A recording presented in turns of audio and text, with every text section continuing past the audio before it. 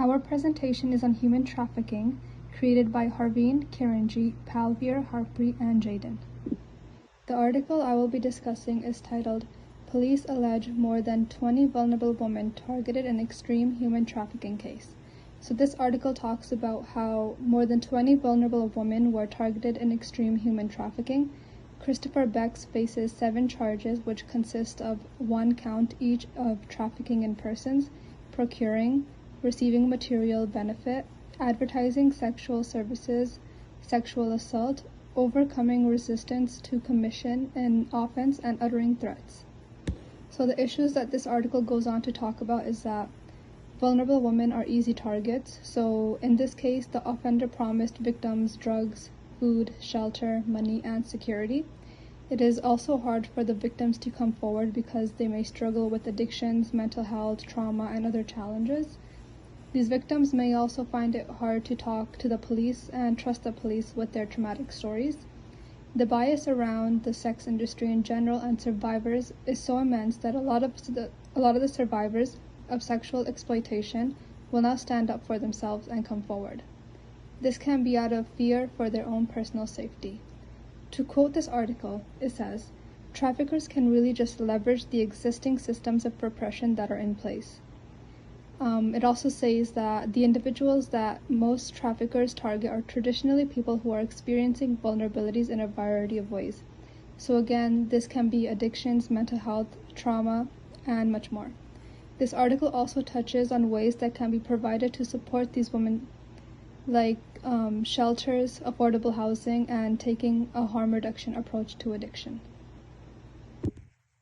The article I chose was one done by CTV News. The average age of the victims being trafficked are 17 years old.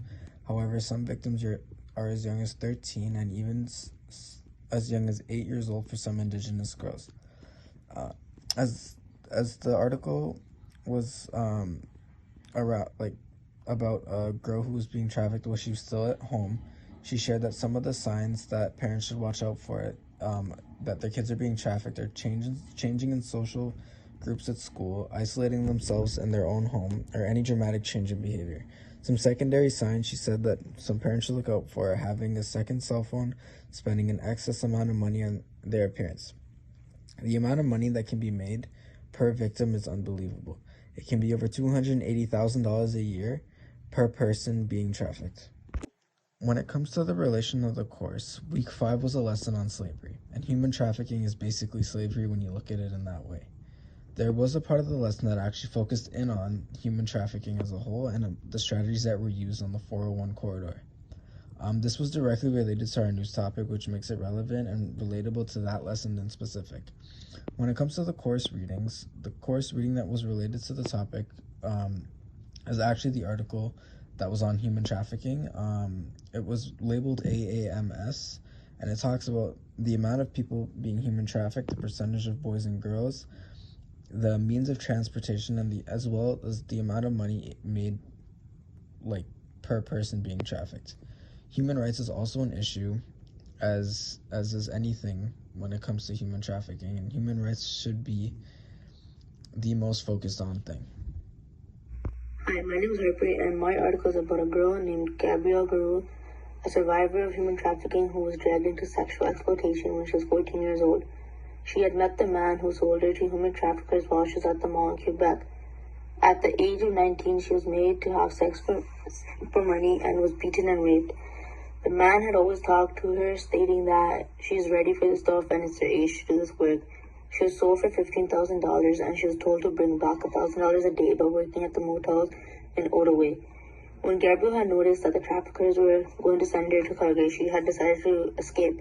Although she was in a public place while trying to escape, nobody did anything around her.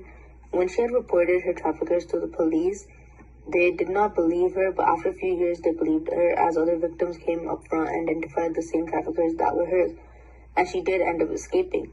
Overall, the charges had taken 4 years to go through the legal system.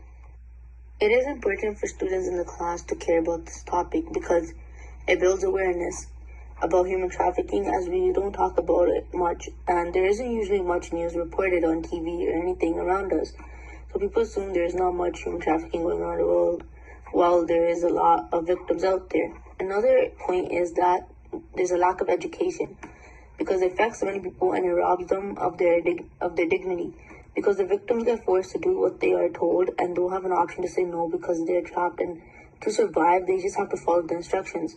We don't notice how much a victim goes through until we read about it and research about it, so we should educate others on how to be aware of the situation.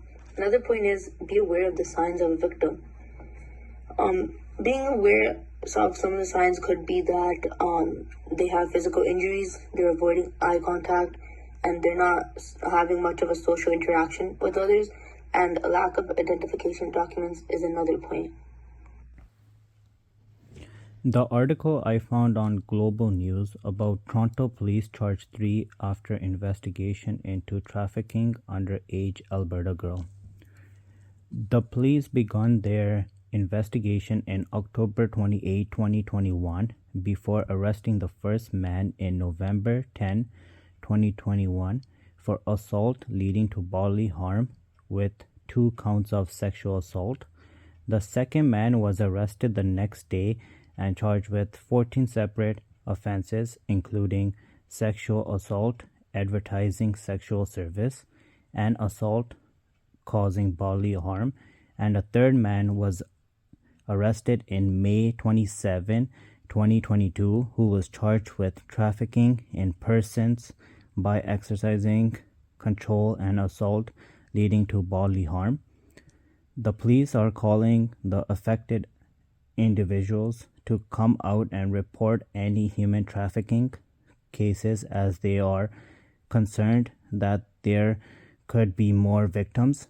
Investigators are working to ensure that the affected individuals have access to support services and exit strategy even as cases proceed.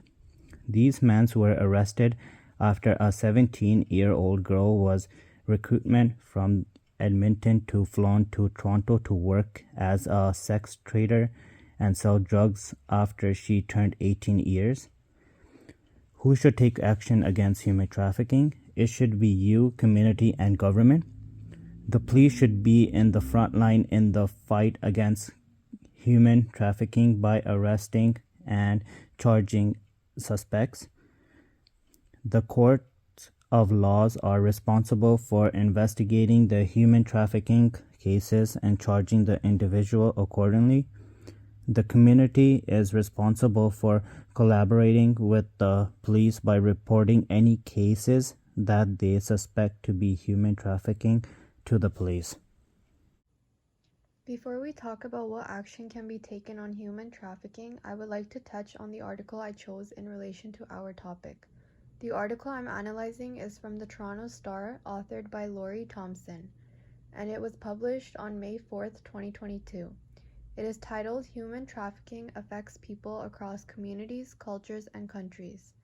The article is about how there's a lot of misconceptions and myths regarding human trafficking.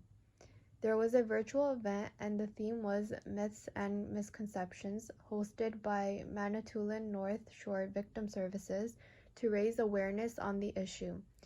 One of the misconceptions was that human trafficking doesn't happen in Manitoulin Island or the North Shore, but it does. Sex trafficking is everywhere, including the Northeast region. It is not just a big city problem, but it's also happening in medium-sized cities and in rural areas. Another misconception is that it's only women and girls that are being targeted for sex trafficking. However, transgender and gender diverse individuals are also at an increased risk for being targeted. Lastly, another misconception is that human trafficking does not need to involve movement or transportation, but someone can be trafficked within their own home or within the city they live in as well. Human trafficking does not usually start with a kidnapping, but rather traffickers are looking to target people they know. Victims can be afraid of the stigma of coming forward and what that might look like in the community. Or they may just want to put it behind them and move on without going through the criminal justice system. People aren't realizing these misconceptions, which lead to referrals are not coming in. Raising community awareness on these myths and misconceptions are key. We believe that action can be taken on this issue. The most important action you can take towards human trafficking is educating yourself so that you know the signs. It is very important that we take the time to learn the red flags and indicators of human trafficking, as well as common myths.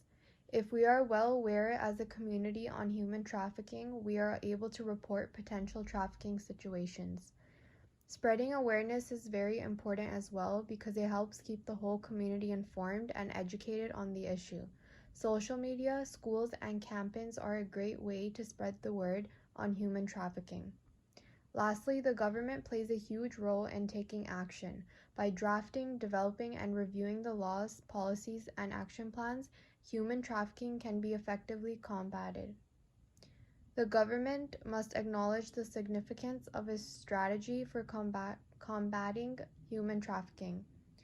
The government can adopt a strategy that improves the support provided to victims and survivors of human trafficking so they can reclaim their independence and control, as well as increase awareness raising and capacity building initiatives to stop at-risk and marginalized groups from becoming victims. A framework like this can direct government efforts to stop human trafficking. And that concludes our presentation. Thank you for listening.